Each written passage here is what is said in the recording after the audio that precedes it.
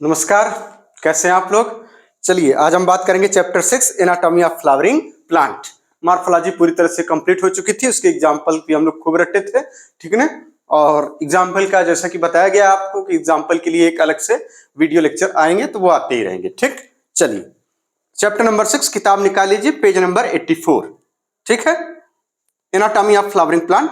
आराम से पहले के एक पैराग्राफ, जैसे कि हम लोग का वही पारंपरिक तरीका भी है कि पहले पढ़ना, फिर उसको लिख के समझना, फिर याद कर लेना, ठीक।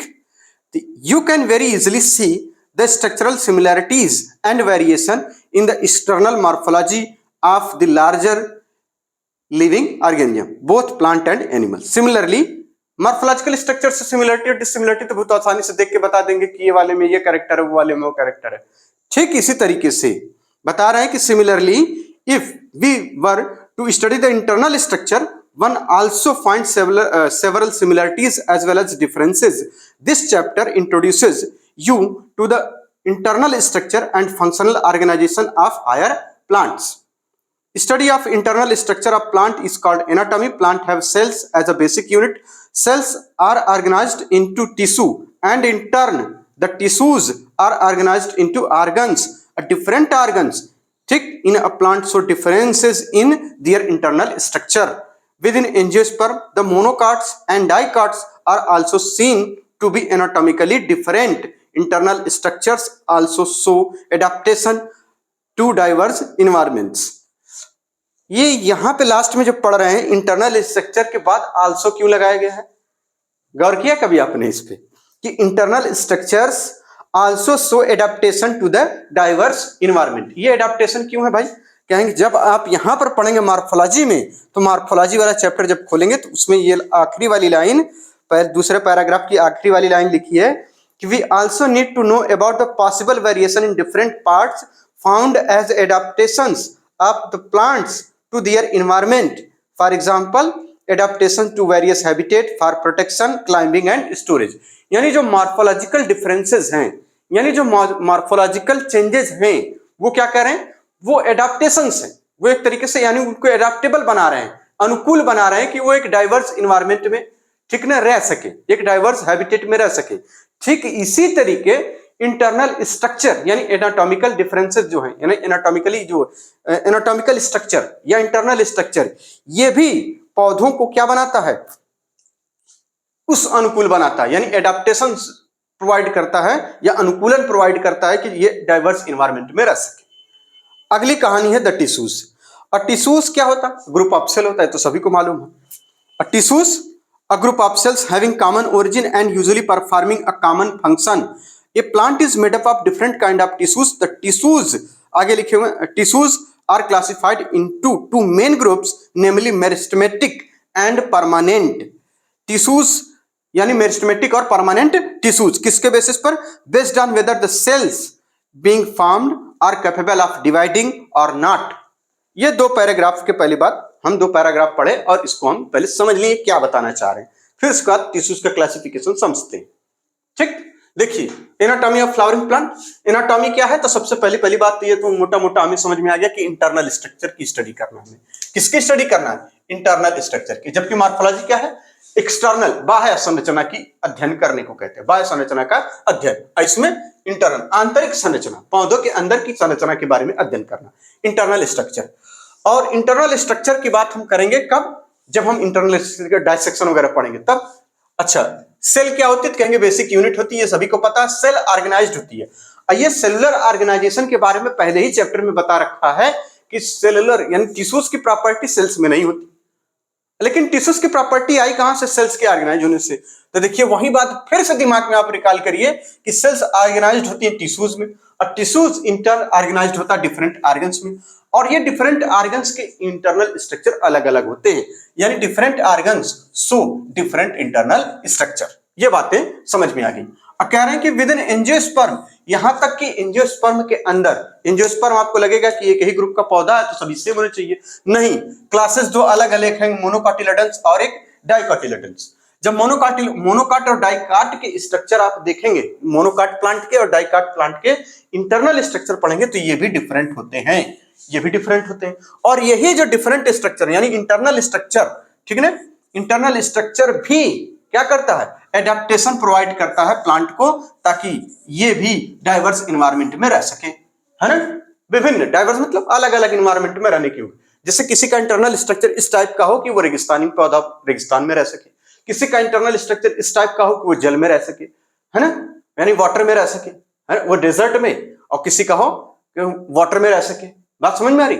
यानी इंटरनल स्ट्रक्चर भी इसमें भागीदारी देता है, अपनी भागीदारी बनाता है, ठीक है ना। इंटरनल स्ट्रक्चर का भी एक रोल होता है कि पौधा कहां पर रहेगा, या यूं कह ले कि वहां अलग अलग पौधे, यानी डेजर्ट में पाए जाने वाले पौधों का इंटरनल स्ट्रक्चर थोड़ा अलग मिलेगा, वाटर में पाए जाने वाले पौधों का जो प्लांट है ना, उनका इंटरनल स्ट्रक्चर थोड़ा अलग मिलेगा। समझ रहे हैं, टेम्परेट जोन में अलग होंगे, जो एकदम ठंडे प्रदेशों में होते हैं, ट्रॉपिकल जोन में उनका इंटरनल स्ट्रक्चर अलग होगा। इसका मतलब इंटरनल स्ट्रक्चर अलग अलग हैं, ये एडाप्टेशन भी एक तरीके का आपको प्रोवाइड करता हुआ मिलेगा।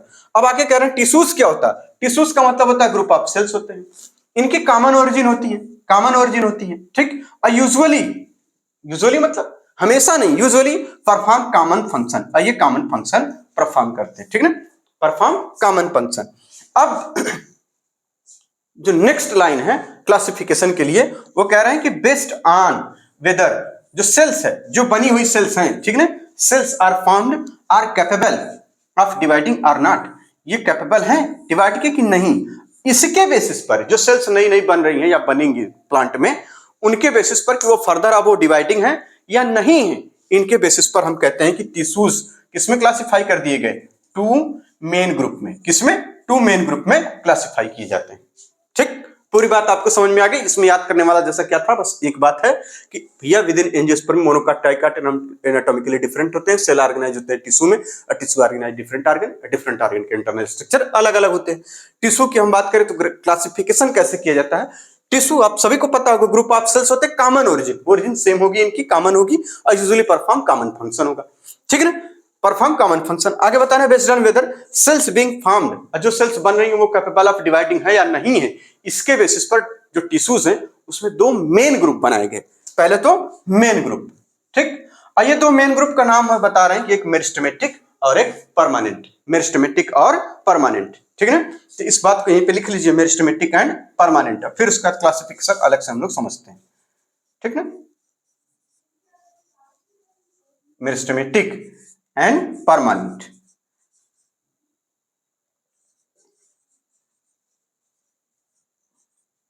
मेरिस्टेमेटिक टिश्यूज लिख दीजिए, इसको परमानेंट टिश्यू लिख दीजिए, ठीक। इन बातों को नोट कर लीजिए जल्दी से।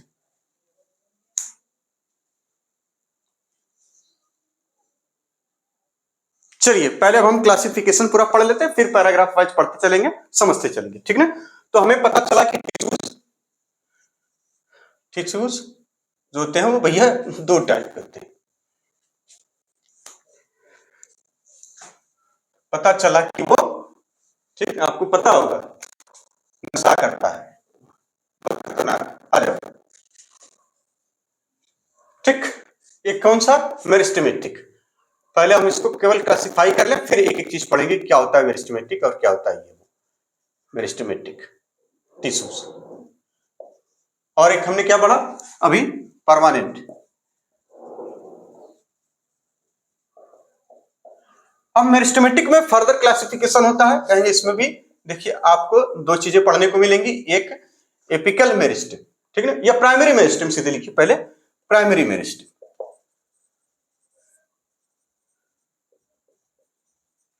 Primary meristem. और एक आपको मिलेगा, थोड़ा सा आगे लिख दे रहे हैं, सेकेंडरी मेरिस्टेम। ऐसी सेकेंडरी मेरिस्टेम का नाम होगा लैटरल मेरिस्टेम, लैटरल मेरिस्टेम।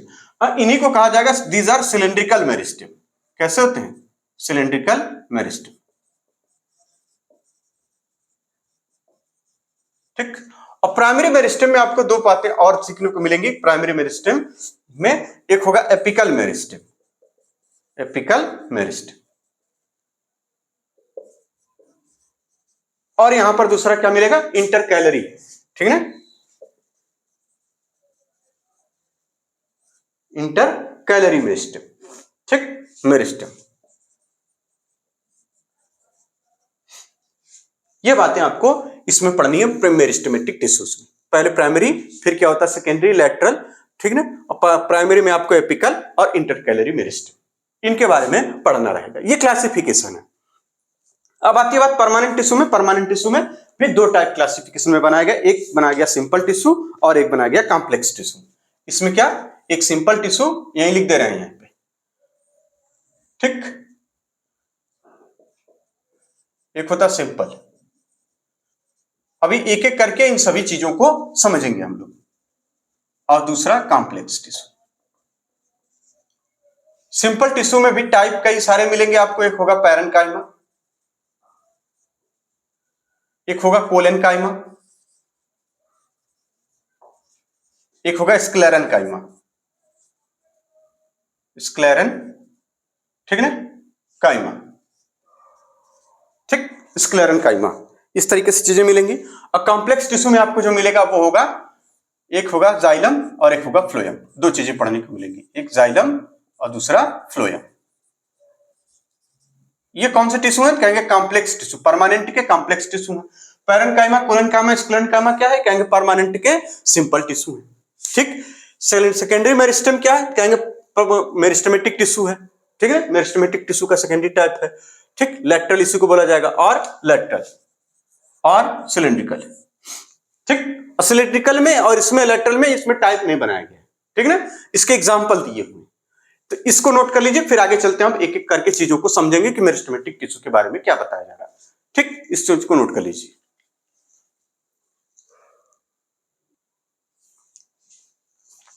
चलिए अब हम बात करेंगे किसकी, मेरिस्टेमेटिक टिश्यू, ठीक। Growth in plant is largely restricted to specialised region of active cell division, ठीक। इसे कहेंगे मेरिस्टेम। अभी समझाते हैं सब सारी बातें। Plant have different kinds of meristems. The meristems which occur at the tip of roots and shoots and produce primary tissues are called apical meristem. ये देखिए फिगर में दिखाया गया है, ए जो है वो है रूट, ठीक ना, ये क्या है रूट, और रूट में वो जो डॉटेड पॉइंट्स है वो है root apical meristem.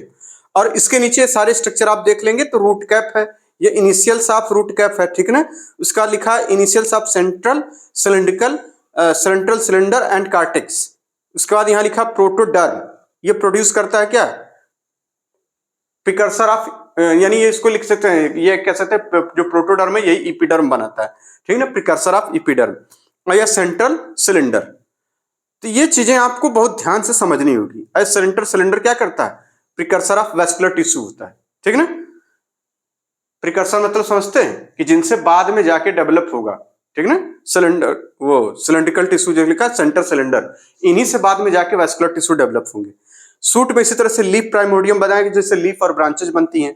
Suit apical meristem बनाया गया, देखिए सूट एपिकल मेरिस्टेम जोन दिखाया गया, एक्सिलरी बड है, फिर डिफरेंशिएटिंग वैस्कुलर टिश्यू है, ठीक है। ये बातें आप फिगर में देख सकते हैं। तो रूट एपिकल मेरिस्टेम के बारे में अब क्या बता रहे हैं कि root apical meristem occupies the root tip of root while the shoot apical meristem occupy the distant most region, यानी एकदम चोटी पर, ऊंचाई पर, एकदम बिल्कुल उसके बात कर रहे हैं आप। द स्टेम एक्सिस के एकदम सबसे टिप पर क्या पाया जाएगा, shoot apical meristem। During the formation of leaves and elongation of stem some cell left behind. जब ये फॉर्मेशन ऑफ लीफ या फिर इलांगेशन ऑफ स्टेम के दौरान कुछ सेल्स लेफ्ट बिहाइंड, पीछे छूट जाती हैं, from the shoot apical meristem constitute the axillary bud. Such buds, यही जो एक्सिलरी बर्ड्स होती हैं, are present in the axil of leaves and are capable of forming a branch या फिर फ्लावर। अब यहीं पर जरा सा रुकते हैं हम लोग, क्योंकि अब इसके बाद जो बात आ रही है वो है इंटरकैलरी की। तो हमने देख लिया सूट एपिकल यानी, ठीक। अभी चलो समझते हैं, फिर अभी ज्यादा आसानी से समझ में आएगा कि लिख लिख के समझना हम लोग का पेशा है। एक तरीके से समझिए, पढ़ने वालों का पेशा ही यही होता है, लिख के पढ़ना। देखिए मेरिस्टेमेटिक टिश्यू दो टाइप के थे। मेरिस्टेमेटिक को बताया जा रहा है कि सेल्स, इसमें जो सेल होती है ना, जैसे सेल बॉडी में बन रही है, प्लांट की बॉडी में जो सेल्स बन रही है, कुछ तो लगातार उसमें डिवीजन की कैपेसिटी है, वो लगातार डिवाइड करती रहेंगी। लेकिन कुछ सेल्स डिफरेंशिएट का मतलब यानी डेवलपमेंट हो रही है, कुछ सेल डिफरेंशिएट एंड डेवलप हो जाती है कुछ और फंक्शन के लिए, अब उसमें डिवाइडिंग कैपेसिटी नहीं रही, ठीक ना। तो जो सेल्स यानी उस टिश्यू में, यानी जिस टिश्यू की हम बात करने जा रहे हैं मेरिस्टेमेटिक टिश्यू की, जिस टिश्यू में जो सेल्स हैं उसमें डिवाइडिंग की कैपेसिटी अभी भी है और परमानेंट बनी रह रही है, तो इसको बोला जाएगा मेरिस्टेमेटिक टिश्यूज। ठीक, यानी मेरिस्टेमेटिक टिश्यूज में जो सेल्स हैं उसमें कैपेसिटी ऑफ डिवीजन होती है। क्या होती है? Capacity of division. पहली बात तो ये समझ लीजिए, यानी मेरिस्टेमेटिक टिश्यू की जो सेल्स होती हैं हैव कैपेसिटी ऑफ डिवीजन, इनमें लगातार डिवीजन की कैपेसिटी होती है। ठीक, ये हमेशा लगातार डिवाइड करती रहेंगी। आगे बता रहे हैं कि ग्रोथ इन प्लांट, अब जो बात उन्होंने लिखी, कह रहे हैं ग्रोथ इन प्लांट, ठीक है ना, इज लार्जली रेस्ट्रिक्टेड। याद रखिएगा, किसी growth in plant is largely restricted यानी टू स्पेशलाइज्ड रीजन। ये जो ग्रोथ होती है स्पेशल रीजन में रिस्ट्रिक्टेड होती है, ये नहीं कि जहां से मानो वहां से बढ़ जाए। रूट क्या होती है? रूट टुवर्ड्स द, यानी अर्थ की तरफ, यानी जमीन के अंदर उसका अपने टिप की तरफ बढ़ती है, और जबकि स्टेम जो ब्रांचेज है वो एक डायरेक्शन यानी टिप ऑफ द ब्रांचेज बढ़ती है, स्टेम टिप की तरफ बढ़ता है। ये नहीं कि आप एक पेड़ देख रहे हैं और वो पेड़ इसी तरह से फैल गया, यानी जो ग्रोथ होती है, इसलिए बता रहा है कि growth in plant largely restricted होती है टू स्पेशलाइज्ड रीजन, और उस रीजन में क्या होता है? एक्टिव सेल डिवीजन होता रहता है, और इसी एक्टिव सेल डिवीजन वाले जो सेल्स होती है इनको कहा जाता है मेरिस्टेम। ये बात एनसीईआरटी में लिखी हुई है। पेज नंबर बता दें, 84। ठीक है, यानी growth in plant is largely restricted to specialised region. एक स्पेशलाइज्ड रीजन ही होता है, जैसे स्टेम का टिप, रूट का टिप, है ना, किसी ब्रांचेज का टिप, इस तरीके से उसी रीजन में ग्रोथ हो रही होती है। और उस रीजन में जो ग्रोथ हो रही है, इसका मतलब वो ग्रोथ क्यों हो रही है? कहेंगे उसमें एक्टिव सेल डिवीजन, बात शब्द पे ध्यान रखिए, एक्टिव यानी सेल डिवीजन एक्टिव रहता है, इसी को बोला जाता है मेरिस्टेम। ये एनसीईआरटी की भाषा में इससे भी क्वेश्चन आया हुआ है। ठीक है, कह रहे plant have different kind of meristem, जैसा कि हमने पहले भी देखा, एक होता है प्राइमरी, एक होता है सेकेंडरी। अब प्राइमरी में सबसे, यानी प्राइमरी मेरिस्टेम, प्राइमरी क्यों बोलेंगे? नाम से क्लियर है कि पहले आओ पहले पाओ, तो इसलिए क्या हो जाएगा ये प्राइमरी, यानी अपीयर अर्ली इन लाइफ। ये आखिरी में आपको पढ़ेंगे तब मिलेगा, early in, appear early in life of plant, और कंट्रीब्यूट करते हैं क्या? प्राइमरी प्लांट बॉडी, जो प्राइमरी प्लांट बॉडी है उनको बनाने में इनका योगदान बहुत रहता है। यानी प्राइमरी टिश्यू क्यों बोला गया? क्योंकि अपीयर अर्ली इन लाइफ। अब ये अर्ली इन लाइफ का क्या मतलब है भाई? अर्ली इन लाइफ का क्या मतलब है प्राइमरी टिश्यू, प्राइमरी मेरिस्टेम से? अर्ली लाइफ का मतलब क्या? 200-400 साल पहले? नहीं, जब आप सीड जो है जर्मिनेट होगा, और जर्मिनेशन से क्या होगा? प्लांट बनना शुरू होगा, पौधे निकलने शुरू होंगे भाई, प्लीम्यूल से ऊपर की तरफ जो आएगा वो प्ररोह बनेगा, नीचे मूल बनेगा। हिंदी में बोल दिए भैया, वो रूट सिस्टम में डेवलप होगा, ये शूट सिस्टम, यानी वो रूट की तरफ, यानी रूट बढ़ेगा, यानी रेडिकल से रूट, प्लीम्यूल से स्टेम, यानी ब्रांच जो बर्ड से फिर वो धीरे धीरे बढ़ेगा। यानी उसमें जो टिश्यूज पहली बार बने, यानी सेल डिवीजन हुआ और टिश्यू पहली बार बने, वो सब प्राइमरी टिश्यू कहलाए। यानी इसी का मतलब early, appearing early in life का यही मतलब है कि जब किसी सीड से, ठीक है ना, कोई प्लांट बनना शुरू होता है, तो उस समय जो पहली बार जो टिश्यूज बनते हैं वो अर्ली इन लाइफ होते हैं। और ये अर्ली इन लाइफ आ गए तो जाहिर सी बात है उस समय जो प्लांट बॉडी बनी वो क्या होगी? प्राइमरी प्लांट बॉडी होगी। ठीक है ना, पर कौन सी बॉडी होगी? प्राइमरी प्लांट बॉडी होगी। इसी बात को लिखा गया कि appear early in life of plant and contribute to the formation of primary plant body. अब प्राइमरी मेरिस्टेम कितने टाइप के थे? अभी बताया गया कि एपिकल और इंटरकैलरी। अब एपिकल की बात चलेगी ए नंबर पे, है ना, ए नंबर हो गया प्राइमरी मेरिस्टेम। ए का फर्स्ट पार्ट हम पढ़ने जा रहे हैं, रोमन नंबर में लिखा है फर्स्ट, इसको पढ़ने जा रहे हैं किसमें? Apical meristem. एपिकल मेरिस्टेम नाम से क्लियर, जो एपेक्स पे पाए जाएंगे, है ना, एपेक्स, एपिकल मींस एपेक्स, ठीक है ना, एपेक्स चोटी पर, किनारे पर, टिप पर। ठीक, तो मेरिस्टेम एट द टिप कहां पाए जाएंगे? Meristem eight the tip. यही बात भैया बता रहे हैं, बिल्कुल बता रहे हैं। कहां बता रहे हैं? कि मेरिस्टेम एट द टिप, किसके? रूट के, और जो रूट के टिप पर पाया जाएगा उसको बोलेंगे रूट एपिकल मेरिस्टेम, और जो शूट के टिप होगा उसको बोलेंगे शूट एपिकल मेरिस्टेम। ठीक, और ये मेरिस्टेम क्या करते हैं? प्रोड्यूस प्राइमरी टिश्यू, आइए प्राइमरी टिश्यू भी बनाते हैं। अब ये बात पता चल गई हमको, यानी ये जो एपिकल मेरिस्टेम, यही जो मेरिस्टेम एट द टिप, ये प्रोड्यूस प्राइमरी टिश्यू बनाते हैं। और रूट पे पाए जाने वाले रूट एपिकल मेरिस्टेम, शूट पे शूट एपिकल मेरिस्टेम। जैसा कि फिगर आप बहुत ध्यान से बना लीजिए, ये फिगर बना के ए बी सी करके गैप दे देता है। ए बी के, ए पे क्या लिखा है? Leaf primordium. Shoot apical meristem zone B पे लिखा हुआ है, एक्सिलरी बट गायब कर देगा, तो आपसे पूछा जाएगा ए बी सी क्या लिखा है। इसलिए इस फिगर में समझाना वाला जैसा कुछ है नहीं, देख के ही समझ में आ रहा है सारी बातें, है ना, बना के देख के ही ये समझ में आ रहा है, बहुत सिंपल सा है है ना। और पूरा चैप्टर पढ़ के एक बार और देखेंगे तो तुरंत समझ में आता है। जहां समझने वाला होगा फिगर से, वहां फिगर बना लिया जाएगा। ठीक, नोट रखिएगा कि फिगर आप देखकर ही समझ लेंगे अपनी किताब से। कैसे समझेंगे? किताब से, उसको बनाना नहीं है। किसको बनाने के लिए आएगा? वो बोर्ड एग्जाम में आएगा तो बोर्ड कहां, बोर्ड में तो 12th की बुक पढ़ते हैं, तो ये तो आएगा ही नहीं, तो इसको केवल समझ लेना है। ठीक, बस आगे चलती है हम बात। अब देखिए जो सूट टिपिकल मेरिस्टेम की कहानी बता रहे हैं कि सूट टिपिकल मेरिस्टेम में, सूट टिपिकल मेरिस्टेम यानी ये सूट की तरफ, सूट कहां होता है भैया? ऊपर, ये ऊपर। ठीक, ये किनारा। इस सूट टिपिकल मेरिस्टेम की जब आप इंटरनल स्ट्रक्चर देखेंगे, जो आंतरिक संरचना इस सूट की, ये देखिए ये बर्ड इस तरीके से निकल रही है, तो आप देखेंगे तो आप पाएंगे इसी तरीके का स्ट्रक्चर जैसा कि इसमें कट करके दिखाया गया है। ये इस तरीके से, ये ऐसे बना दें? नहीं, ऐसे कहां, इतना भी मतलब बुरा नहीं है यार, थोड़ा सा और बनाइए, है ना। ये ऐसे, ये ऐसे, ठीक है, बहुत बढ़िया बहुत बढ़िया बहुत बढ़िया, कहाँ बढ़िया। ठीक, चलिए ये ऐसे, और ये बता रहे कि देखिए ये किनारे की तरफ, ठीक, ये किनारे की तरफ ये ऐसे, और इतना भी खराब नहीं है। ठीक ठीक है, चलिए कोई बात नहीं, हम थोड़ा सा और कर दे रहे हैं। ये बहुत बढ़िया, बहुत बढ़िया, ठीक है। ये इस तरीके से ऐसे बना दिया गया, और इसमें भी इस तरीके से ऐसे कर लेते हैं। ठीक, और इसको सबसे ऊपर की तरफ से दिखाया गया कि ये जो है, ये इसका ये वाला पार्ट ऐसे और ये वाला पार्ट ऐसे, यही बनाया गया, यही दिखाया गया ना। और यहाँ पे बता रहे हैं कि ये डॉटेड, देखिए फिगर कह रहे थे कि बनाने की जरूरत नहीं, बनाना ही पड़ गया। ये इसको कह रहे हैं कि ये मेरिस्टेमेटिक जोन है, और सबसे ऊपर लीफ प्राइमोडियम है। और देखिए जो ये किनारे वाली है, एकदम सबसे किनारे जो छूट जा रही है, ये यहाँ इस रीजन पे, इस रीजन पे ये होती है एक्सिलरी बड। ये क्या होती है? एक्सिलरी बड।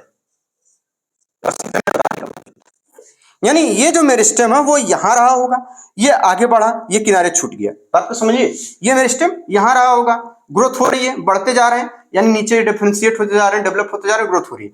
जो किनारे की तरफ ये मेरिस्टेम छूट गए, अब ये मेरिस्टेम क्या बनाएंगे? इनको कहा जा रहा है कि ये एक्सिलरी बड है ना, एक्सिलरी बड। इसमें जो मेरिस्टेम है वो एक्सिलरी बड है। तो एक्सिलरी बड किस मेरिस्टेम से बनते हैं? तो आंसर होगा एपिकल मेरिस्टेम से ही बनते हैं। ठीक, और ये क्या करते हैं? कहेंगे during the formation of leaf, यही समझिए बात को, during the formation of leaf और एलांगेशन ऑफ स्टेम, सम सेल्स, कुछ सेल्स इन्हीं एपिकल मेरिस्टेम की पीछे छूट जाती हैं। लिखा है ना सम सेल्स, सम सेल्स कहां छूट जाती है? पीछे की तरफ, है ना, from suit apical meristem, SAM हमने लिखा सूट एपिकल मेरिस्टेम से, एंड कंस्टिट्यूट, और क्या बनाती हैं? एक्सिलरी बड बना लेती हैं, एक्सिलरी बड। और एक्सिलरी बड कहां होगी? जाहिर सी बात है एक्सिल ऑफ लीफ में होगी, लीफ के एक्सिल में एक्सिलरी बड बना लेती हैं। और ये एक्सिलरी बड कहां प्रेजेंट होती हैं? एक्सिल ऑफ लीव्स में। और एक्सिल ऑफ लीव्स में प्रेजेंट है तो जाहिर सी बात है, आप लीफ के एक्सिल में जो ये आप पढ़े हैं ना, इस तरीके से, ये इस तरीके से आप पढ़े थे, आपको याद होगा, यहाँ ये लीफ है और ये देखिए इस तरीके से बड। अब ये हो सकता है कि ब्रांच में डेवलप हो जाए, या हो सकता है फ्लावर में। तो इस चीज को बात बता रहे हैं कि axillary bud present in axil of leaf में, ये होती थी एक्सिल। इस बात को हम लोग बोलते थे कि ये एक्सिल है और ये एक्सिलरी बड हो जाती है। ठीक ना, ये कौन सी बड हो जाती है? एक्सिलरी, एक्सिलरी बड हो जाती है। और ये एक्सिलरी बड क्या करती है? कह रहे हैं एक्सिलरी बड क्या करती है? कैपेबल ऑफ फार्मिंग, ये फार्मिंग, इसमें जो है योग्यता है, कैपेबल मतलब कैपेसिटी है, क्षमता है किसकी? या तो ब्रांच बना लेगी या फ्लावर आगे चल के। ठीक है, एक्सिलरी बड किसमें फॉर्मेशन होता है? यानी ब्रांच या फिर फ्लावर। और आप मॉर्फोलॉजी में अगर आप स्टेम में मॉडिफिकेशन पढ़े होंगे तो यही एक्सिलरी बड के मॉडिफिकेशन से क्या बनता था? तो कहेंगे टेंडिल्स और थॉर्न्स भी बनते थे। बात समझ में आ रही? टेंडिल्स किसमें? कहेंगे यहाँ पे गॉड्स, वो हाँ कुकुम्बर, यानी गार्ड, क्या बोलते थे इसको? गार्ड्स, गार्ड्स बोलते थे। और उसमें ग्रेप वाइन्स में आप देख सकते हैं। थॉर्न्स भी इसी तरीके से बोगनवेलिया और सेक्टर्स में, ये भी एक्सिलरी बड का ही मॉडिफिकेशन होते थे। तो यही तो बता रहा है कि यानी एक्सिलरी बड यहाँ पर ब्रांच बना सकती है, और ये ब्रांच का मॉडिफिकेशन चाहे जिस टाइप का हो सकता है कि एक कांटे में, थॉर्न्स में बदल जाए, या हो सकता है फ्लावर में या टेंडल में, किसी में भी चीज में हो सकता है।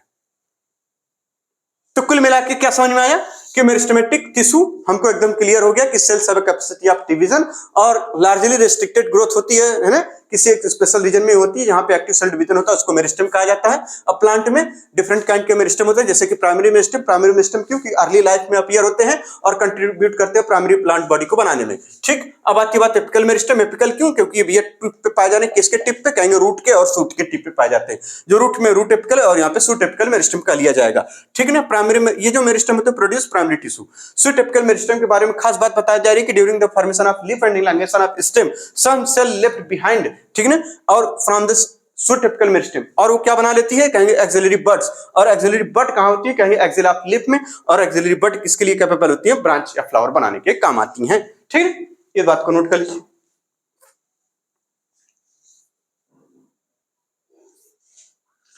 चलिए, अब जहां से हम लोगों ने छोड़ा था इसको, ठीक, इंटरकैलरी के लिए, the meristem which occurs between mature tissues is known as intercalary meristem. They occur in grasses and regenerate parts removed by the grazing herbivores. ठीक है ना, जो हर्बीवोर्स द्वारा, हर्बीवोरस जो होते हैं ना, उनके द्वारा जो चर जाती है। हर्बीवोरस का मतलब होता है जो शाकाहारी पशु होते हैं, जो केवल शाक सब्जी ही चरते हैं। ठीक, इन्हीं की बात कर रहे हैं। Both apical meristems and intercalary meristems are primary meristem। अब देखिए यहां पर यह बात बताई जा रही है, ठीक है ना, meristems, because they appear early in life of the plant. दोनों ही कैसे होते हैं? यानी प्राइमरी मेरिस्टेम, एपिकल मेरिस्टेम और इंटरकैलरी मेरिस्टेम मिला के क्या हो गया? Primary meristem. क्यों primary meristem? Appear early in life of a plant and contribute to the formation of primary plant body. इतनी बात आप समझ गए? तो इसको भी समझ लेते हैं। कह रहे हैं कि जो इंटरकैलरी मेरिस्टेम होता है, इंटरकैलरी मेरिस्टेम यानी हम क्या पढ़ रहे हैं अभी? प्राइमरी मेरिस्टेम का पहला पार्ट एपिकल मेरिस्टेम हम लोगों ने पढ़ लिया, उसके बाद दूसरा पार्ट है इसका इंटरकैलरी मेरिस्टेम, इसको हम पढ़ रहे हैं। इंटरकैलरी मेरिस्टेम में यानी the meristem which occurs between, कहां पे? जो मैच्योरिटी, इंटर नाम ही से क्लियर है, इंटर, इंटर का मतलब बीच में, है ना, बीच बीच में। कहां पे? इंटर मतलब होता है, इंटर का मध्य, इंटर का मतलब मध्य, बीच में। इसको लिख लीजिए, इसीलिए लिखा है मध्यवर्ती, या इसको हिंदी वाला नाम याद नहीं आ रहा है, ठीक है ना, फिलहाल इसको लिख लीजिए, बाद में बता देंगे, ठीक है ना। मध्य यानी मध्य में पाया जाएगा। कहां? मैच्योर टिश्यूज के। मैच्योर जो टिश्यूज होते हैं उनके, मैच्योर का मतलब परमानेंट नहीं, मैच्योर का मतलब जो पूरी तरीके से, देखिए जब आप रूट में रीजन पढ़ रहे थे तो उसमें 3 रीजन आपको बताया गया था। एक रीजन आता है रीजन ऑफ मैच्योरेशन, जिसमें सेल्स अब फर्दर डिवाइड नहीं कर रही हैं, लेकिन हाँ वो क्या कर रही हैं? अब डिफरेंशिएट और मैच्योर हो चुकी हैं, उसमें रूट हेयर आ चुके हैं। तो इसी तरीके से वहां पर जो पाए जाने वाले टिश्यूज होते हैं उनको कहा जाएगा मेरिस्टेम। कौन सा मेरिस्टेम? Intercalary meristem. कौन सा मेरिस्टेम? Intercalary meristem. तो the meristem which occurs between meristematic tissue is known as intercalary meristem. They occur in grasses, ये ज्यादातर आप देखेंगे ग्रासेस में आपको मिलेगा। अगर ये ग्रासेस में न मिले तो क्या हो भैया? घास खत्म हो जाएगी। यानी कह रहे हैं काम क्या, इनका फंक्शन क्या है? रिजेनरेट, यानी फिर से बना देना। रिजेनरेशन मतलब दोबारा बनाना, ठीक है ना, यानी रिजेनरेट पुनः से बना देना, है ना।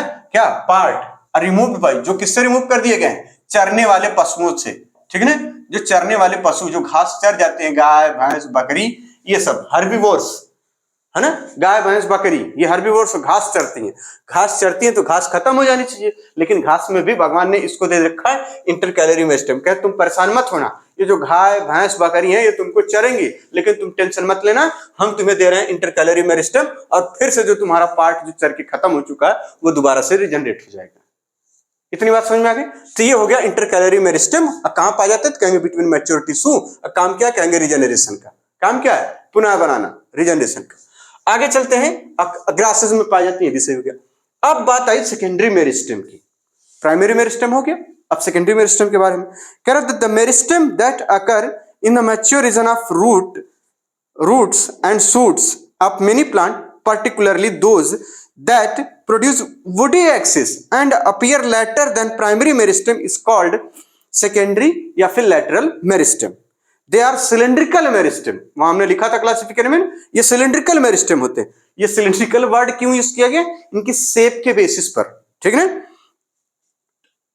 मोस्टली शेप ही देखा जाएगा, और क्या देखा जाएगा सिलिंड्रिकल में, ठीक है ना। एग्जाम्पल के तौर पर फैसिकुलर वेस्कुलर कैम्बियम। अब ये नाम सिर्फ आपको अभी तक के लिए याद रखना है, क्योंकि आगे जब सेकेंडरी ग्रोथ पढ़ेंगे तो तो ये सारे नाम वहां सुनाई देंगे, अब वहां जाके डिटेल में समझ में आएगा। तो fascicular vascular cambium, interfascicular cambium, है ना, inter not intra, interfascicular cambium and cork cambium are example of lateral meristem. These are responsible for producing secondary tissues. ठीक है ना, इतनी बात आपको समझ में आ गई। तो हम पढ़ने जा रहे हैं बी पार्ट, यानी जो मेरिस्टेमेटिक टिश्यू की बात ही चल रही थी, इसमें apical primary meristem, primary meristem में हमने एपिकल मेरिस्टेम और उसके बाद इंटरकैलरी मेरिस्टेम पढ़ लिया। अब हम बात करेंगे सेकेंडरी टिश्यू की, ठीक है, सेकेंडरी मेरिस्टेम या लेटरल मेरिस्टेम। ठीक, सेकेंडरी मेरिस्टेम या फिर लेटरल मेरिस्टेम, ये क्या होते हैं? अकर इन मैच्योर रीजन, और ये क्या बताया गया इंटरकैलरी में? बिटवीन मैच्योर रीजन, इनका काम है केवल और केवल रीजनरेशन का। और ये क्या है? Occur in mature region of root and shoots. ये देखिए रूट के और शूट के मैच्योर रीजन में पाए जाएंगे आप मेनी प्लांट विच प्रोड्यूस, जो कि वुडी एक्सिस, जैसे कि वुडी एक्सिस है ना, ऐसे प्लांट जिसमें वुडी एक्सिस प्रोड्यूस हो रही हो वहां ये पाए जाएंगे। ये घासेस में वुडी एक्सिस कहां? घासेस लकड़ी होती है, ये बहुत लचीली होती है, मुलायम होती है, नाजुक होती है। ये वुडी एक्सिस, बात को समझिए, इनमें और इनमें क्या अंतर है? ये कह रहे हैं इसमें मैच्योर टिश्यूज में, बिटवीन मैच्योर टिश्यूज, ठीक है ना। ये कह रहे हैं between mature region of fruits and shoot of mini plant which produce woody axis. ऐसे पौधे जो वुडी एक्सिस यानी काष्ठीय अक्ष बनाते हैं, हिंदी कहा जाए तो काष्ठीय अक्ष होता है, ठीक ना, यानी लकड़ी मूठ, देखिए लकड़ी उकड़ी, लड़की मत समझिए, लकड़ी समझिए एक्सिस। और क्या बात है इसमें? अपीयर लेटर, बाद में आते हैं, किसी जाहिर सी बात है बाद में आएंगे, इसलिए तो इनका नाम है, कहां अपीयर होते हैं? लेटर। अच्छा, responsible for producing secondary tissue, नाम ही है इसका सेकेंडरी टिश्यू, तो इसलिए क्या हो जाएंगे? सेकेंडरी टिश्यू का प्रोडक्शन करते हैं, यानी producing secondary tissue. They are cylindrical, ये होते हैं सिलेंड्रिकल मेरिस्टेम, है ना, ये सिलेंड्रिकल लंबे लंबे बड़े बड़े होते हैं, ठीक है ना। अगर आप बहुत ध्यान से ऑब्जर्व करेंगे तब ये सब चीजें पढ़ने को मिलती हैं, वैसे हवा में इसको कल्पना करके ही या फिगर द्वारा ही समझ लेना होता है, ठीक है ना। चलिए फर्स्ट इसके एग्जाम्पल क्या है, बस इतनी सी बात है इसमें, अभी तक के लिए इसी को समझेंगे, एग्जाम्पल के नाम सिर्फ सुनेंगे और उनको समझेंगे बाद में, जब सेकेंडरी टिश्यू है ना, सेकेंडरी ग्रोथ पढ़ेंगे तब। तो fascicular cambium, fascicular vascular cambium, fascicular vascular cambium, interfascicular cambium, उसका कार्क कैम्बियम, यानी जितने भी कैम्बियम है, देखिए कौन सा, एक फेस्कुलर कैम्बियम, फंसने वाला वेस्कुलर कैम्बियम, है ना, एक इंटरफेस्कुलर कैम्बियम और एक कार्क कैम्बियम। ये एग्जांपल पूछे जाते हैं, इनमें से कौन सा, है ना, आपको 4-5 एग्जांपल दे देगा, पूछिए ये क्या है, कहेंगे लेटरल मेरिस्टेम।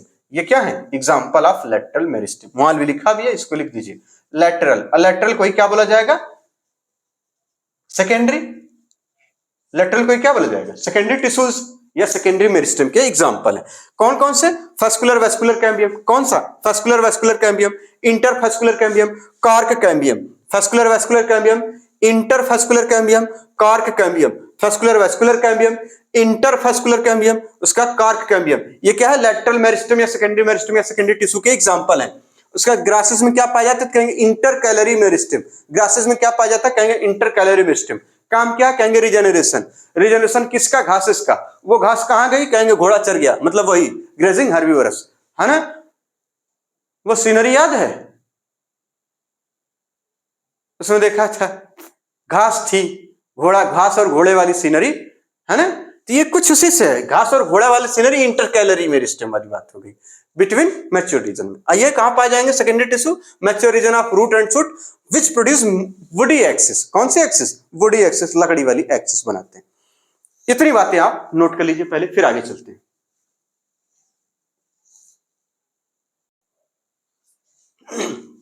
अगली कहानी है परमानेंट टिश्यू की। परमानेंट टिश्यू के बारे में क्या लिखा हुआ है जरा इसको पहले देख लेते हैं।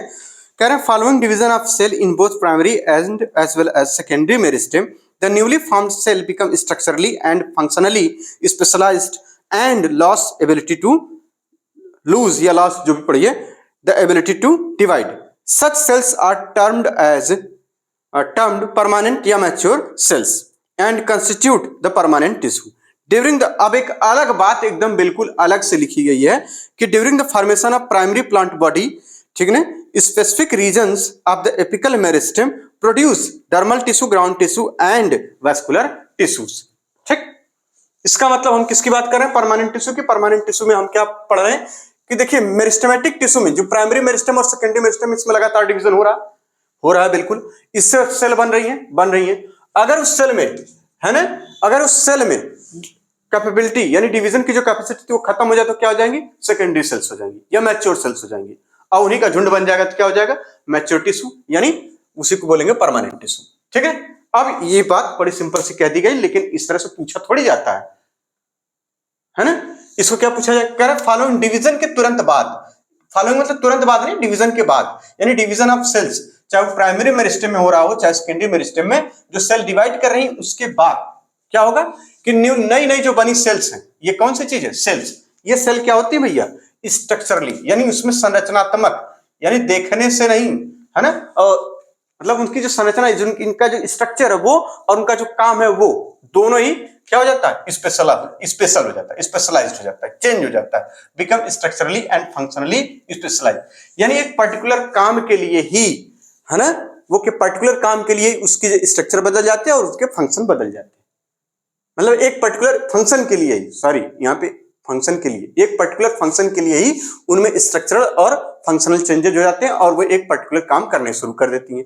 और लॉस उसमें, या लूज पढ़िए या लॉस पढ़िए, जो भी पढ़ लीजिए आप, जो अच्छा लगता हो आपको, loose the ability of division, और इसमें एबिलिटी ऑफ डिवीजन खत्म हो जाती है, एबिलिटी ऑफ डिवीजन अब नहीं रही। ठीक, यानी newly form cell become structurally and functionally specialised and lose the ability of division. और ये जो सेल्स होती हैं इन्हें क्या कहा जाएगा, कहेंगे इन्हीं को कहा जाएगा परमानेंट या मैच्योर सेल्स, परमानेंट या मैच्योर सेल्स। अब मैच्योर सेल्स में क्या, कैन नॉट डिवाइड फर्दर, ये दोबारा डिवाइड नहीं करती। और ये जो परमानेंट या मैच्योर सेल्स हैं ये क्या करती है, कंस्टिट्यूट, यही मिलकर क्या बना लेती है, परमानेंट टिश्यू। अब जो आखिरी बात लिख रहे हैं कि during the formation of primary plant body, primary plant body कब बन रही, कहेंगे प्राइमरी और secondary meristem, mainly primary meristem से, और सेकेंडरी मेरिस्टेम का थोड़ा बहुत रोल होगा, ठीक है, यानी प्राइमरी प्लांट बॉडी जब बन रही होती है उसी दौरान स्पेसिफिक रीजन्स पे एपिकल मेरिस्टेम, स्पेसिफिक रीजन में एपिकल मेरिस्टेम क्या प्रोड्यूस करता है, एपिकल मेरिस्टेम, ये बात याद रखिएगा, एपिकल मेरिस्टेम प्रोड्यूस करता है, स्पेसिफिक रीजन्स पे एपिकल मेरिस्टेम क्या प्रोड्यूस करता है, कहेंगे डर्मल टिश्यू, ग्राउंड टिश्यू और वैस्कुलर टिश्यू। ये क्वेश्चन भी पूछा गया कि बताइए कि डर्मल टिश्यू, ग्राउंड टिश्यू और वैस्कुलर टिश्यू कहां से डेवलप होते हैं, कहेंगे एपिकल मेरिस्टेम से। कब, कहेंगे during the formation of primary plant body. ठीक, इनके बारे में भी टिश्यू सिस्टम जब आप पढ़ेंगे ना इसमें, है ना, टिश्यू, तो इसमें अभी पेज नंबर किस पे हो, यानी पेज द टिश्यू सिस्टम, वहां पे आपको पढ़ने को मिलेगा। ठीक है ना, epidermal tissue system, ground tissue system, और बस, और कहां, चलिए दो ही बहुत है, क्या करेंगे ज्यादा। ठीक, उसके बाद वैस्कुलर टिश्यू सिस्टम, ये भी पढ़ने को मिलेगा आपको। ठीक है, इसको नोट कर लीजिए, फिर आगे चलते हैं अब सिंपल टिश्यू, परमानेंट में भी। अच्छा, परमानेंट टिश्यू कितने टाइप के थे, अभी हम लोगों ने जब क्लासिफिकेशन किया था तो परमानेंट टिश्यू हम लोग जो पढ़ रहे थे वो क्या था भैया, परमानेंट टिश्यू, परमानेंट टिश्यू में एक था सिंपल टिश्यू और एक कॉम्प्लेक्स। तो अब हम पढ़ने जा रहे हैं परमानेंट के, ठीक, सिंपल टिश्यू, परमानेंट के बारे में क्या, सिंपल टिश्यू। तो हेडिंग डालिए सिंपल टिश्यू, ठीक है ना, हेडिंग डाल लीजिए सिंपल टिश्यू, पहले इसको नोट कर लीजिए तब ना, इसको नोट करिए।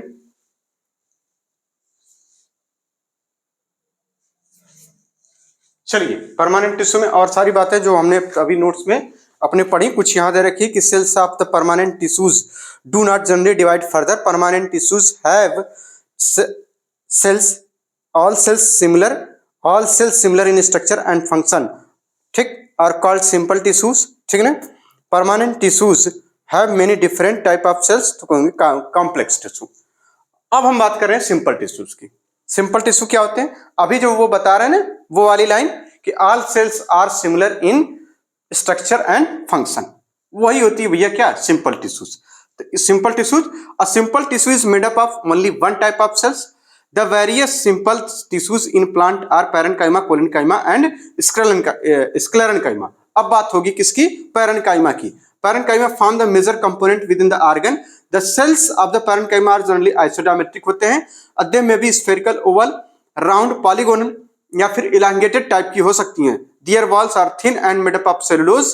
They may either be closely packed हो सकती हैं या फिर have small intercellular spaces। इनका फंक्शन अगर पूछा जाए तो कहेंगे the parenchyma perform various functions like photosynthesis, storage and secretion. ये जो ऊपर वाला फिगर बनाया गया ना सबसे ऊपर, उसी के पास ए जहां लिखा उसी के पास लिखिए पैरेंकाइमा। क्या लिख लीजिए, पैरेंकाइमा।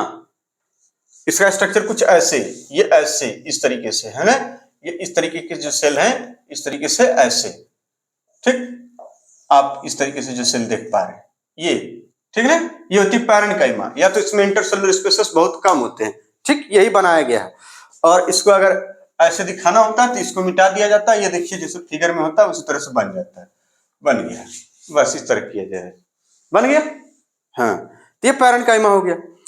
अब हम क्या पढ़ रहे हैं, सिंपल टिश्यू, यानी ऑल सेल्स, सिंपल टिश्यूज की सभी सेल क्या होंगे, सिमिलर। ऑल सेल कैसे होंगे, सिमिलर, किसमें, स्ट्रक्चर में, फंक्शन में, ऑल सेल्स आर सिमिलर, तभी तो सिंपल बोला जाएगा, similar, simple, structure and function. A made up of, इसका मतलब only one type of cells की बनी होती है। अ टाइप इनके पैरेन्काइमा, कोलेन्काइमा, स्क्लेरेन्काइमा होते हैं। अब हम बात कर रहे हैं पैरेन्काइमा की। पैरेन्काइमा कह रहे हैं मेजर कंपोनेंट बनाते हैं पैरेन्काइमा, ठीक है ना। पैरेन्काइमा क्या कि परमानेंट टिश्यू का एक सिंपल टिश्यू, परमानेंट टिश्यू में पार्ट ए सिंपल टिश्यू का पहला पार्ट हम पढ़ रहे हैं parenchyma. Parenchyma form the major component within the organ, major component ये बनाते हैं किसी ऑर्गन में।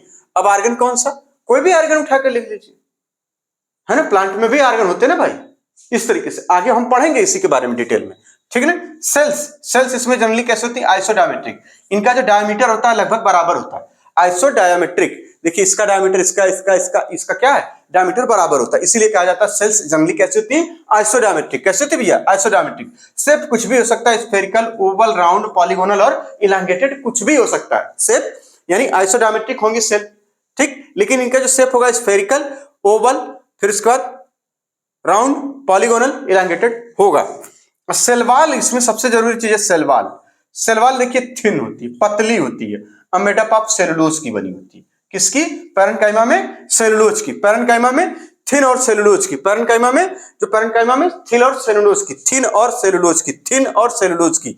या सेल कैसी होती है, आइसोडायमेट्रिक, सेल कैसी होती है, आइसोडायमेट्रिक, सेल कैसी होती है, isodiametric, spherical, oval, round, polygonal, elongated, ये सारे क्वेश्चन पूछे जाते हैं भैया, बड़े ध्यान से देखिए। पैरेन्काइमा में मेजर कंपोनेंट क्या बनाती है, major component, parenchyma major component, parenchyma major component बनाती है, ठीक है। Cells isodiametric, cells isodiametric, shape कुछ भी, spherical, oval, round, polygonal, elongated.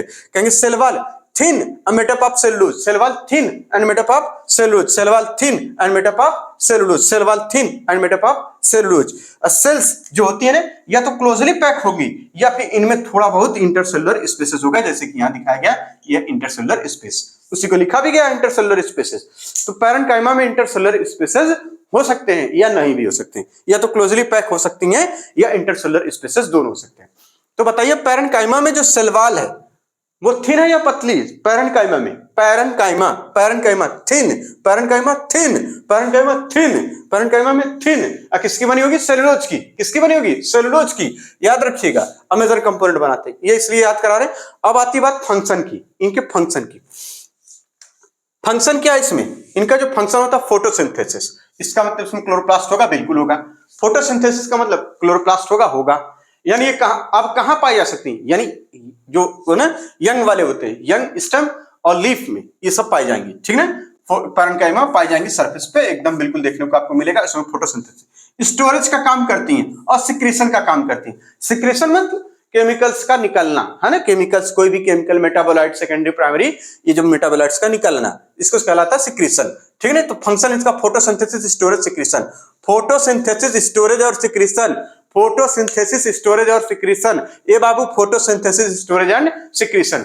Thin wall cellulose, thin wall cellulose, thin wall cellulose, याद रखिएगा, ये सब क्वेश्चन पूछे जाते हैं जनरली, आप इस चैप्टर को हल्के में पढ़ते हैं, ऐसे 3-2 सवाल आ जाते हैं तो आप बेहोश हो जाते हैं, 8-10 नंबर गया सीधे, भाई वो 2 तो गलत होगा और 2 और ले जाएगा 2 नंबर, तो 10 नंबर की बात है ना। तो इसको नोट करिए, इस बात को जल्दी नोट कर लीजिए।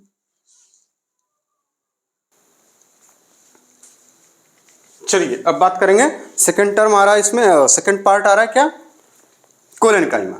The collenchyma occurs in layer below the epidermis in the most of dicotyledonous plant, जो डाइकाट प्लांट होते हैं ना उनके एपिडर्मिस के ठीक नीचे, यानी डाइकाट प्लांट में एपिडर्मिस के ठीक नीचे, बिलो द एपिडर्मिस, डाइकाट में collenchyma, dicot, collenchyma, dicot, collenchyma, dicot, इसका मतलब मोनोकाट में नहीं पाए जाते, लिख लीजिए इस बात को, ठीक है ना।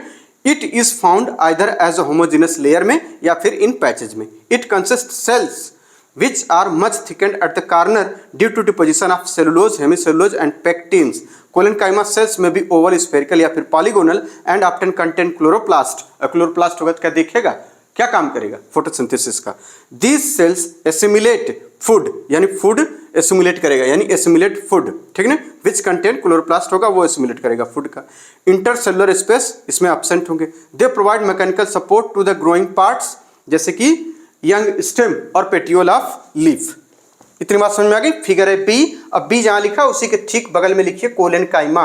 ये देखिए थिकेंड कॉर्नर पे है और इसमें प्रोटोप्लाज्म है और पैरेन्काइमा में भी प्रोटोप्लाज्म है. वो तो पैरेन्काइमा और कोलेनकाइमा लिविंग सेल्स होती हैं, जबकि ये जो आगे पढ़ने जा रहे हैं वो पूरी तरह से डेड होती हैं, ठीक है ना. तो प्रोटोप्लाज्म लिखा हुआ है, वैक्यूल भी है, सेल वॉल भी है. तो इसका मतलब एक नोट की तरह भी हम लोग लिख लेंगे. फिलहाल यानी पैरेन्काइमा अकर इन होमोजेनस लेयर में, पहले बता जा रहे हैं कहां पा जाती, कह रहे हैं अकर इन होमोजेनस लेयर में या फिर पैचेस में. किसमें, होमोजेनस लेयर या फिर पैचेस के फॉर्म में. अकर इन होमोजेनस लेयर या पैचेस में कहां पा, बिलो एपिडर्मिस, किसके ठीक नीचे, यानी एपिडर्मिस. सभी में तो नहीं लेकिन मोस्ट बोला गया. शब्द को गौर से पढ़िए, मोस्ट है ना, ऑफ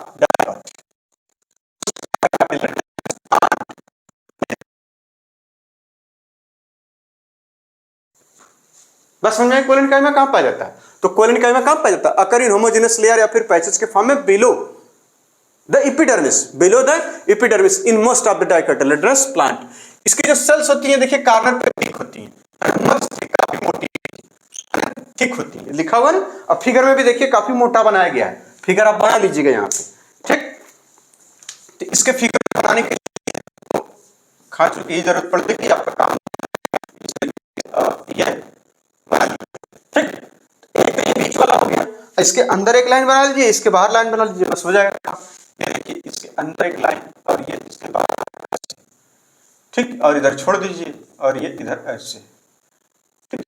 ये इधर ऐसे और इधर ये देखिए ऐसे और इधर ये ऐसे छोड़े रहिए, ठीक है. तो समझ गए ना आप. अरे आप लोग समझा लो.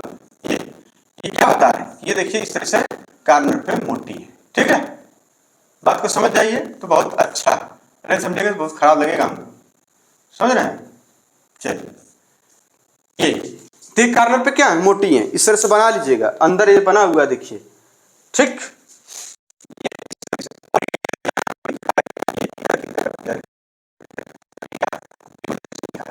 ठीक है. और इसमें ये वैक्यूल ये बनाया गया, ये बना दीजिए लार्ज सेंट्रल वैक्यूल. इसको लिख लीजिए यहाँ पे. ये क्या है, मस्ट थिकंड यानी थिकंड कॉर्नर, थिकंड कॉर्नर. और ये क्या है, लार्ज सेंट्रल वैक्यूल, ठीक. और ये क्या है, कहेंगे प्रोटोप्लाज्म. इसका मतलब ये क्या होती है, लिविंग होती है. ये आपकी बुक में बनाया भी गया फिगर, आप देख सकते हैं, बहुत आसानी से मिल जाएगा. आगे चलते हैं. यानी cells are must thickened at the corner और ड्यू टू क्यों, कहेंगे इसमें डिपोजिशन होता है किसका, पैरेन्काइमा सिर्फ सेलुलोज. इसमें और लोग आ जाएंगे, सेलुलोज, हेमिसेलुलोज और पेक्टिन.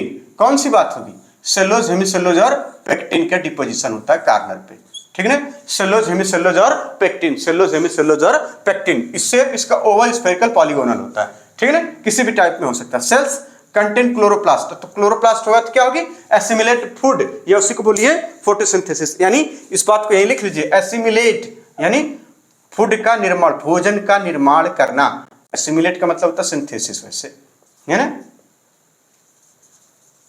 एसिमिलेट फूड, ठीक है. इस बात को लिख लीजिए.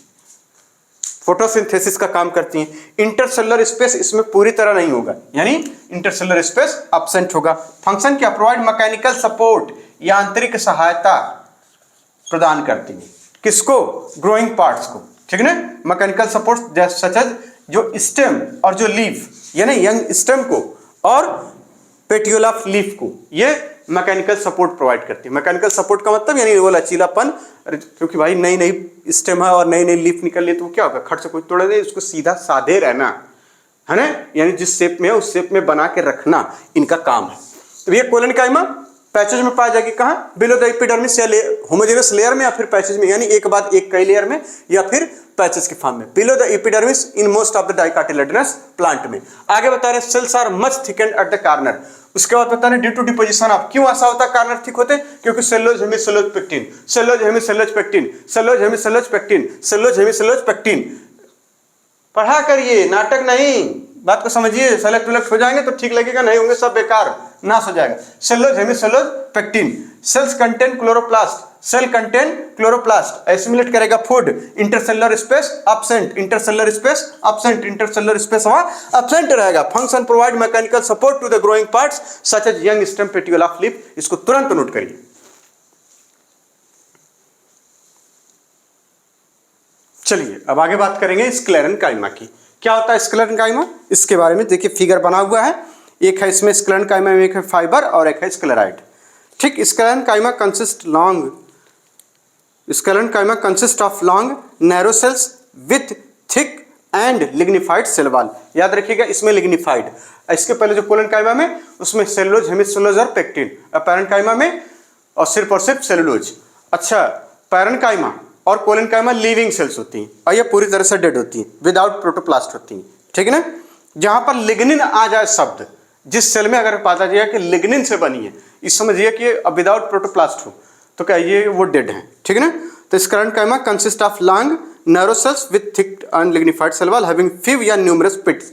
पिट्स मतलब खांचे या गर्त होते हैं इसमें, है ना, इसमें पिट्स मतलब गर्त बने होते हैं, मतलब एक कैविटी, जैसे ये ले लीजिए, इसमें आप छेद कर दीजिए इसी तरीके से, और इस छेद इसके सेंटर पे जाके जहां कैविटी है उसमें मैच कर जाए तो इसको पिट्स कहा जाएगा। बस समझ आएगा, नहीं आई, मतलब एक लकड़ी की पाइप ले लीजिए, है ना, उसमें इसी तरह से छेद कर दीजिए तो वो छेद कैविटी तक पहुंच जाए तो इसको पिट्स बोला जाएगा। तो देखिए इसमें पिट्स दिखाया गया है।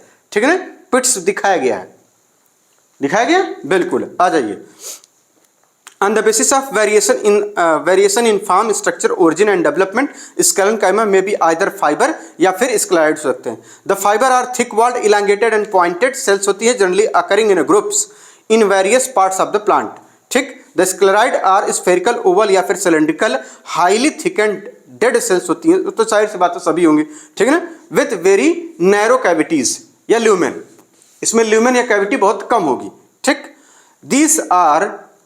These are commonly found in fruit wall of nuts। nuts समझते हैं, छोड़ा, किशमिश, काजू, बादाम, यही सब, है ना।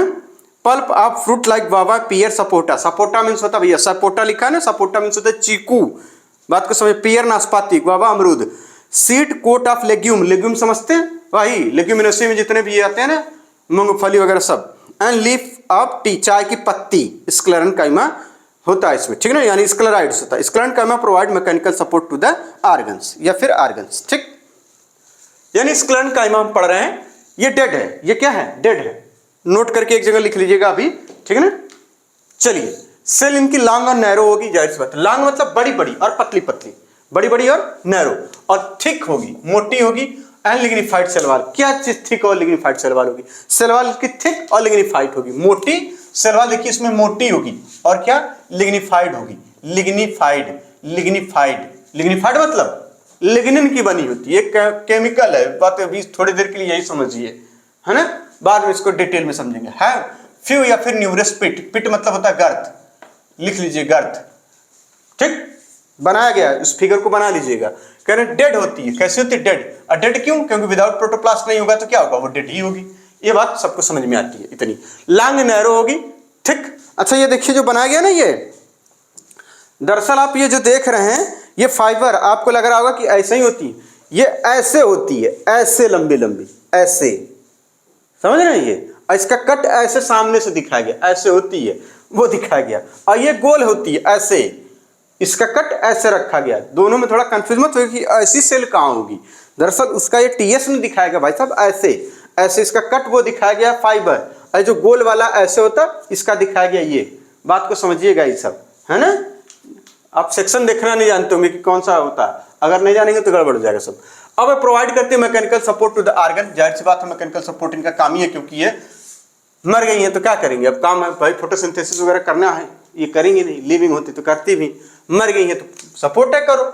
चलिए अब कह रहे हैं क्या, on the basis of structure, function, development and origin, ये 2 टाइप की होती है, फाइबर और स्क्लेरोटिड। फाइबर में सेल्स कैसी होती है, नाम से क्लियर, फाइबर, फाइबर होता है फिलामेंट यानी तंतु, हिंदी में किसको कहते हैं तंतु यानी फिलामेंट। अब फिलामेंट लंबा लंबा होगा, कहेंगे थिक वॉल्ड होगी, इलांगेटेड लंबी और पॉइंटेड, इसका एंड क्या होते हैं, ये लंबी लंबी ऐसे यानी इतनी लंबी लंबी ऐसे बड़ी बड़ी होती हैं, और पॉइंटेड होंगी, किनारे पे पॉइंटेड, इसलिए स्ट्रक्चर इसका ऐसे बनाने के बजाय एनसीईआरटी वाले इसी को खड़ा कर दिए हैं, स्ट्रक्चर ऐसे बना दिए हैं।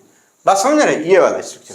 और इसमें ये अंदर से देखिए, अच्छा एक किनारा और बना लेना हो ऐसे, ये ऐसे, ठीक है। अब इसको दोनों को हम काट करते हैं ऐसे, ये बना दिए एनसीईआरटी वाले, बहुत ढंग से बनाए। अरे लहराता हुआ उनका और का ये ऐसे, बच्चे समझ रहे हैं। ये इनका जो ल्यूमेन होगा देखिए काफी बड़ा दिख रहा है, ये क्या है ल्यूमेन, यानी ल्यूमेन क्या है, ज्यादा है ना। तो इसमें विथ लार्ज ल्यूमेन, ल्यूमेन बड़ा है। आकर किसमें पाए जाते, ग्रुप में, यानी एक के बाद एक के बाद एक, ऊपर नीचे इसी तरह से लगी रहेंगे। और ये चूंकि स्ट्रक्चर दिख रहे हैं, हम लोग बड़ा करके देख रहे हैं, इतना बड़ा होता तो भैया आंखें से दिखता नहीं। और सेल को कॉमन तौर से माना जाता है कि सेल बड़ी बड़ी सेल्स होती है, वो जो थोड़ी बहुत देख सकती है, लेकिन ये सेल दिखती ही नहीं है। तो इसका मतलब ये एक ही, जिससे प्लांट की बॉडी, इस प्लांट को इसे तोड़िए, तोड़ के इसको माइक्रोस्कोप के नीचे वहां लगाइए, तब जाके था चलेगा, ऐसे नहीं था पाएंगे, ठीक है। तो group occur in various parts of the plant. आगे बात करें, इतनी बात समझिए कि फाइबर क्या होती है, थिक वॉल्ड, इलांगेटेड, पॉइंटेड होंगी, thick walled, elongated and pointed, thick walled, elongated and pointed. क्या कहेंगे, ग्रुप में पाई जाएंगे। कैसे पाई जाएंगे भाई साहब, ग्रुप में। कैसे भैया, ग्रुप में। आ जाइए, स्क्लेराइड क्या होती है, स्फेरिकल, ओवल और सिलेंड्रिकल होती हैं। और इनके केस में क्या है, स्फेरिकल कहेंगे सिर्फ और सिर्फ इलांगेटेड, पॉइंटेड, इसमें शब्द याद रखना, इलांगेटेड, पॉइंटेड। इसमें स्फेरिकल भी हो सकती है, ओवल भी हो सकती है, सिलेंड्रिकल भी हो सकती है। तो ये सिलेंड्रिकल मतलब लंबी लंबी, स्फेरिकल गोल हो सकती है, ओवल हो सकती है। हाईली थिकेंड, ये भी थिकेंड होगी, जाहिर सी बात है, ये भी थिकेंड होती है, ये भी थिकेंड होगी। और डेड, ये भी डेड होती हैं भैया, ये भी डेड होती हैं, क्योंकि वो पहले ही बता रहे हैं कि ये इस करंट का सब डेटा होती है, विदाउट प्रोटोप्लास्ट होती है। तो यहाँ लिख दी, यहाँ नहीं लिखे। इसमें कैविटी के बारे में, इसमें कैविटी बड़ी होती है, इसमें नैरो होती है। देखिए इसमें नैरो, स्क्लेरल में कैविटी नैरो, यानी ल्यूमेन का नैरो, पतला एकदम छोटा सा ल्यूमेन। देखिए लिखा है ना ल्यूमेन नैरो, ये देखिए सेंटर पे एकदम ल्यूमेन की लाइन जा रही है, आप कहीं और मत देख लीजिएगा। ल्यूमेन इसका narrow, lumen narrow, lumen narrow. अब वो फाइबर बनाया गया, ल्यूमेन बनाया गया, पिट्स दिखाया गया, थिक सेल वॉल बनाई गई। अब ये कहाँ पाई जाती है, ये स्क्लेराइड कहाँ पाए जाएंगे, कहेंगे फाउंड इन, देखिए फ्रूट वॉल ऑफ नट, नट में छोड़ा, किशमिश, काजू, बादाम, ताड़ का फल है ना, नारियल का फल, इस फल पे जो है ना, ये फ्रूट वॉल पे, इसके फ्रूट वॉल, यानी सीड नहीं भैया, फ्रूट वॉल। ये बाबू फ्रूट वॉल हो, बात को समझ रहे हैं, fruit wall of nuts, fruit wall of nuts यानी पल्प, पल्प मतलब सबसे ऊपरी भाग, पल्प जो खाते हैं आप लोग। गुआवा, पियर और सपोटा, सपोटा मीन्स होता है चीकू, लिख लीजिएगा सपोटा, पियर नाशपाती, है ना। इसमें भी स्क्लेराइड पाए जाते हैं। क्या पाए जाते हैं, स्क्लेराइड्स। भैया पल्प किसमें, fruit wall of nut, fruit wall of nut, fruit wall of nut, fruit wall of nut. उसका guava, pear, sapota, guava, pear, sapota की फ्रूट पल्प पे, पल्प वही फ्रूट वॉल के, मतलब उसमें फ्रूट वॉल थोड़ा सा वॉल से लेके और अंदर जो गुदा जो है गुदेदार पदार्थ होता है, जिसको कहते हैं गुद्दा गुद्दा खा लिया हमको देदार, यही वाला है ना, यही guava, pear, sapota, guava, pear, sapota के पल्प पे, यानी पल्प मतलब काफी ज्यादा होगा पल्प। अरे अमरूद देखें, बीजे से लेके और वो फ्रूट आखिर ऊपर तक के भाग के बीच को पल्प कहते हैं। बस बात ये खत्म। अब आते हैं यहाँ पे seed code of legume. Legume का मतलब, अरे भैया लेग्यूम समझते हैं, अरे काहे नहीं समझेंगे, मटर, चना, है ना, इनके सीड कोट पे, यहाँ पे देखिए फ्रूट, फ्रूट, यहाँ पे सीड कोट, बतिया समझिए, सीड कोट। ये बाबू सीड कोट लिखा है, वो क्या लिखा है, seed coat of legume. Leaf, चाय की पत्ती, है ना, चाय की पत्ती। अब जितनी बार आप गुआवा खाइए, पियर खाइए, चीकू खाइए, लेग्यूम के बारे में पढ़िए, मटर खाइए, ये दिमाग में याद रखिए कि स्क्लेराइड मत चल रहा है, वो एकदम क्या चल रहा है, स्क्लेराइड। चाय की पत्ती पी रहे हैं, स्क्लेराइड पी रहे हैं, चाय की पत्ती पी रहे हैं, स्क्लेराइड पी रहे हैं, चाय की पत्ती स्क्लेराइड। मटर का दाना खा रहे हैं, मटर का दाना इसलिए क्योंकि सीड कोट में तो खाते हैं, उसका सीड तो खाते हैं, सीड कोट में सीड कोट आएगा। मटर का दाना खा रहे हैं, लेग्यूम की बात चल रही है, सीड कोट स्क्लेराइड, लेग्यूम की बात चल रही है, सीड कोट स्क्लेराइड। बात समझ आ रही कुछ। उसके बाद pulp of fruit like guava, अमरूद, नाशपाती और सपोटा, चीकू जब भी खाइए स्क्लेराइड को याद रखिए, स्क्लेराइड, अच्छा ये स्क्लेराइड। बात रखिए फ्रूट वाला ऑफ नट, छुआरा, किशमिश, काजू, बादाम। अगर आप गरीब हैं तो कम खाइए, अमीर हैं तो खूब दबा खाइए, वैसे कोनो खाता होता नहीं है, ठीक है ना, कम ही लोग खाते होते हैं बहुत, है ना। आजकल वो क्या चलता है, फास्ट फूड, मतलब जल्दी जल्दी वाला फूड, है ना, खा के जल्दी निकल लेते हैं जो लोग। फास्ट फूड का ये मतलब उसको खाइए और जल्दी से दुनिया छोड़ दीजिए, इसीलिए उसको नाम दिया गया फास्ट फूड, ठीक ना। और उसका कोई मतलब नहीं है खास। तो ये हो गया फाइबर जो कि डेड। नोट, नोटवा तो लिख लीजिए, नोट लिखिए, नोट, नोट पैरेन्काइमा और ये जो था कोलेनकाइमा, ये दोनों होती है लिविंग। और एक लिख लीजिए, नीचे लिख दें, छोटा छोटा लिख दें, समझ जाएंगे। इका लिखा डेड लिख दीजिए, डेड, या इसको यहीं पे इसके यहाँ भी लिख दीजिए, क्या दिक्कत है। स्क्लेरेन्काइमा ये मर ही जाता है, ये मर ही जाता है, डेड हो जाता है, ठीक।